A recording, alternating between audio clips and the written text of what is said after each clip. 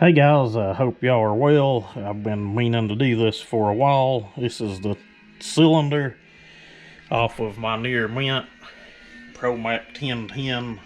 That saw's in really good shape. I've had it for a few years. I feel it deserves a port job, but I'm just going to tell you before we start this, there's not a whole heck of a lot you can do with these. Any of the other guys who've ported these 1010s will tell you the same thing.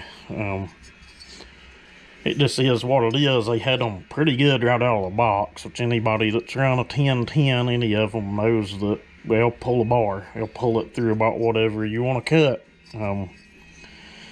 But what we're going to do with this is, like I said, you can't do much. I've not had a wheel on it, and I don't know that I even will because I've had my hands on enough of these to know where the timing's at on the exhaust. That's the only port that I recommend you touch as far as timing. And it's very minimal. You can move it. I'll probably put a wheel on it when I get done with all my rough cuts, basically just to see if I'm exactly where I want to be. But I'll tell you, these have a really late exhaust opening of around 108, 109 degrees, about every one I've ever done.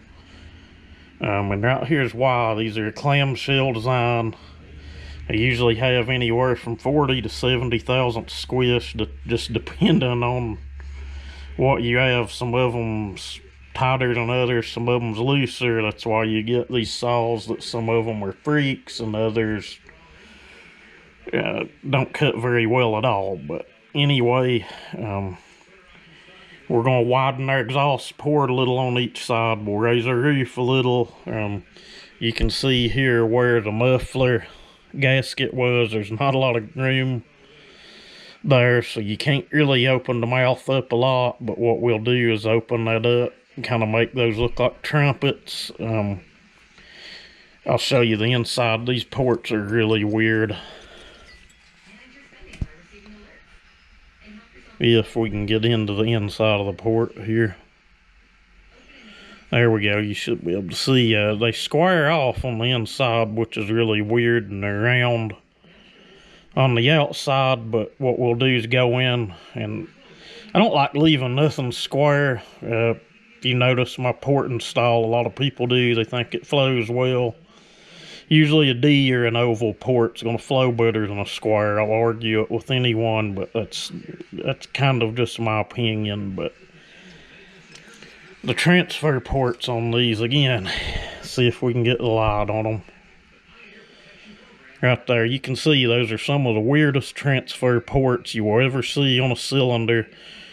I don't know the culprit. Your Pro Mac 55s, your 1010S, your Pro Mac 700, and basically any of the others. I've had a part, even a 605, 610, has a better transfer port design. They're still really weird. You still can't do much with those, but about all we can do with these is we're going to grab them and drag them down probably half an inch, 3/4 of an inch or so, and kind of go in and try to get a little more volume out of them. You can't widen them. I've tried. I've wrecked multiple cylinders trying to figure out ways to open the transfers up on these, but it is what it is. This is just what I've learned over porting these things.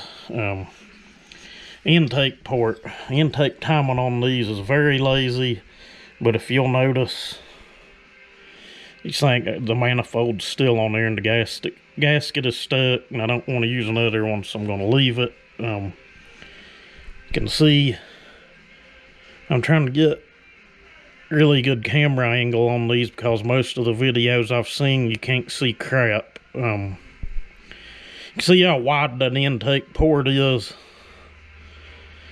and how it gets close to the transfers. It's widened to the max. You're welcome to measure it with a caliper, but that thing is super wide already. There's no need to widen it anymore.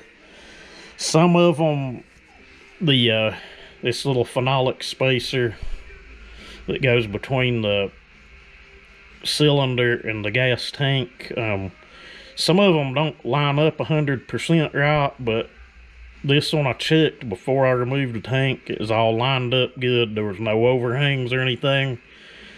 Some people are going to think it's going to sound crazy to not touch the intake manifold side, but we're just not going to touch it. We're going to leave it as is and say McCulloch had it pretty good from the get-go. I've even mentioned it in Bill Hopper's comments. He seems to agree and say the same thing, that they had the intake on these pretty good, so we'll leave it alone. And like I said, we'll open our exhaust up. Not a lot you can do with it, but we'll change our timing. We're going to work the transfers a little bit and do what we can. And I've got a new set of OEM McCulloch rings for this. We're going to put those in it. Our seals still look like new, which was great, but this saw kind of low hour anyway. Still had plenty of compression. The only reason I'm putting the rings in it is the simple fact that I have them sitting here in front of me, and why not just throw them in it anyway. But with that said, I'm going to try to get into some port work on this thing, and if I could get a good camera angle, I may take you along with that, but if not, I'll show you what I've got when I'm done. Okay guys, we've got one side of our exhaust done with everything but the polish. Some people may wonder why not cut that bridge out of the middle. Well, this saw uses a piston that does not have pins in it, which means the rings can move around, do whatever they want. And if you cut that bridge out, if the ring gap just so happens to get into the exhaust port while it's moving around, it will destroy your top end.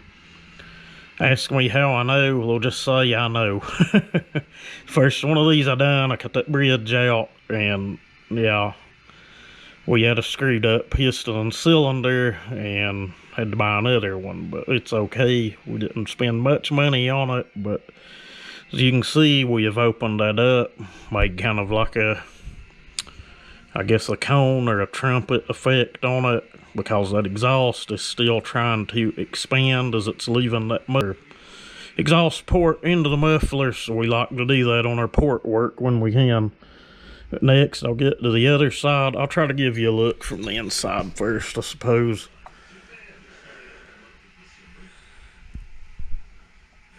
You can see in there, I guess I could have zoomed, the side that's been done, it's been widened, the roof's been raised, and we'll do the same thing to the other side. Then we'll get to those transfers and I'll show you what I'll do there.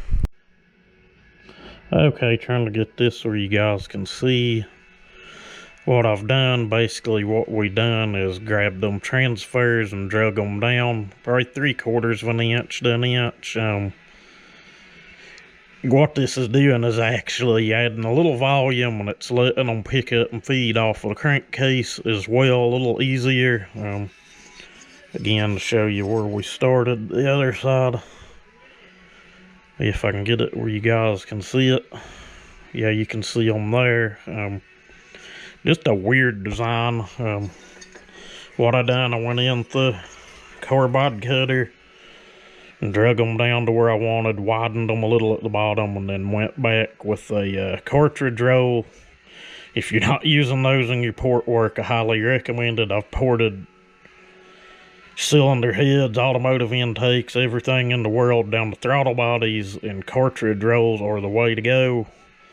Your rough cutters have their place, and that's the rough cut. And the cartridge roll just does an amazing job. I actually need to order more. I'm having to dig around and scrounge to find some in this drawer, but that said, I'm going to finish this up, and then I guess we'll show you guys the finished product before we're ready to go back on. Alright guys, we've got everything done I'm going to do to this. If you do this and one side lays in a little better than the other, don't worry about it. They're not in the same place. Like I said, these are a really weird transfer port design. The whole damn saw is actually weird, but this is what I've learned from trial and error and research. We got our exhaust. You can, if you want to go back and look, you can tell it's pretty well opened up. You could square those, widen them a little, go out to the edge of your gasket, but it's really not going to do any better than this, I don't think. This is just what I like to do with these. See, it looks like little trumpets, I guess you could say. That intake did have the least little bit of gasket sticking up that I didn't see, so I took my cartridge roll, really lightly went around it and got that evened up. It's perfectly in line now. I know some people are going to wonder why I'm not fooling with the intake. Like I said before, they had these good from the get-go.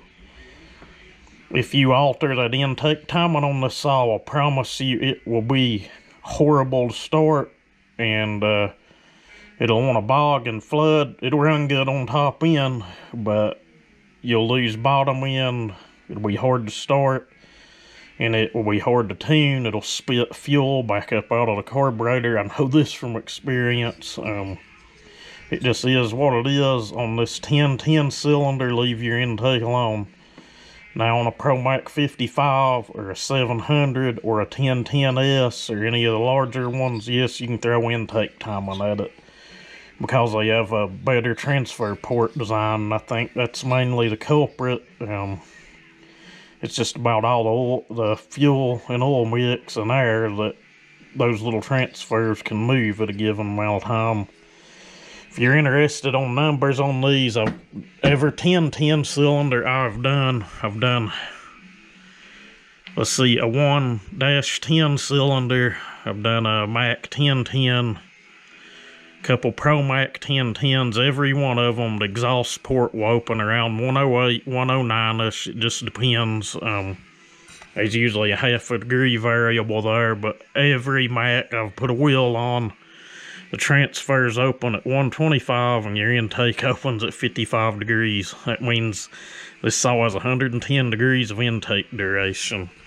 But if you look at how wide that port is, it's still moving a massive amount of air and fuel into it with that little bit of duration. Again, just a weird design. If you want a number to shoot for on that exhaust, shoot for around 105, 106, 104, somewhere in that area. You can go further than that, but if you do, you're going to lose bottom end grunt, and what little you gain up top's not really going to matter. Squish band. Like I said, squish on these is generally anywhere from 40 to 70 thousandths on most Macs. Nothing you could do about it. You could have a pop-up piston made. You could have somebody TIG weld one on. I've actually had thoughts of that, but then again, don't really want to pay anyone to do anything either. But if you'll look, these things have a really wide squish band and a really small golf ball shaped combustion chamber.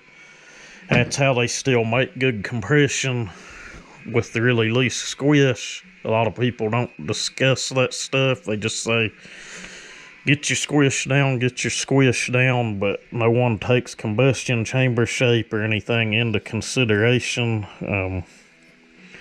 But anyway, this is what I recommend you do with the 1010. If you want to go further and more creative, have at it. But the next thing you see, you should see this thing running, and I probably will throw like maybe 2 degrees of ignition timing at this saw because they're not a real high compression saw and they can handle it, so we'll do that. I think I've showed that in the past. Basically, in the past, you just file a little bit of your flywheel key away or the key slot in the flywheel and advance your timing and tighten it down. It's no big deal. It helps. But anyway, with that said, the next thing we should see is this thing running. And I have run a home through that cylinder, so our new rings should seat really well and this thing should run really good. But we'll see. I'll cut you on when I got it running.